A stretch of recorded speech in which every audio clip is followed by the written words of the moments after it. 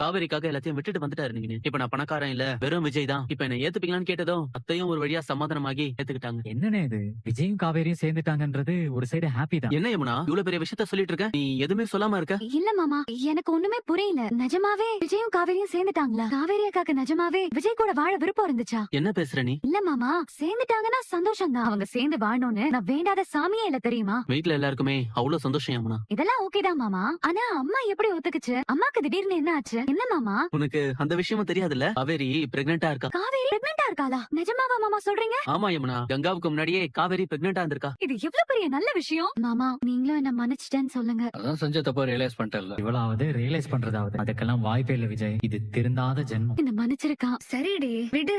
என்னன்னு வேணும் பாருங்க, உங்களையே பார்த்து பயந்துட்டு இருக்கு. அவன் சின்ன பொண்ணு தானே, அதெல்லாம் சரியாயிடும், மன்னிச்சிட்டேன்னு சொல்லிருங்க. அதை விடுங்க விஜய், எவ்வளவு பெரிய ஸ்ட்ரகிள்க்கு அப்புறம் உங்க ரீயூனியன் நடந்திருக்கு. இப்ப இத பத்தி பேசுவோமே. ஹாப்பியா இருக்க வேண்டிய நேரத்துல இதெல்லாம் எதுக்கு பேசிக்கிட்டு? நீங்க 2 பேரும் ஹாப்பி தானே? பின்ன ஹாப்பியான்னு கேக்குறீங்க? நடந்துட்டு இருக்கிறதெல்லாம் நம்ப முடியாம தான் இப்போ வரைக்கும் நான் இருக்கேன். அதேதான் எனக்கும்.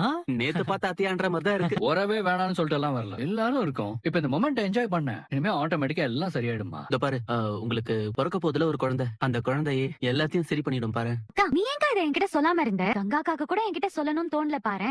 நீ வேற யமுனா, எங்களுக்கு தான் 2 நாளைக்கு முன்னாடி தெரிஞ்சிருக்கு. நிவினுக்கெல்லாம் எப்பவோ தெரிஞ்சிருக்கு. இன்ஃபேக்ட் அவரு தான் காவிரியை ஃபர்ஸ்ட் டைம் ஹாஸ்பிட்டலுக்கு அழைச்சிட்டு போனார். அதுக்கப்புறம் தான் அந்த விஷயம் எனக்கே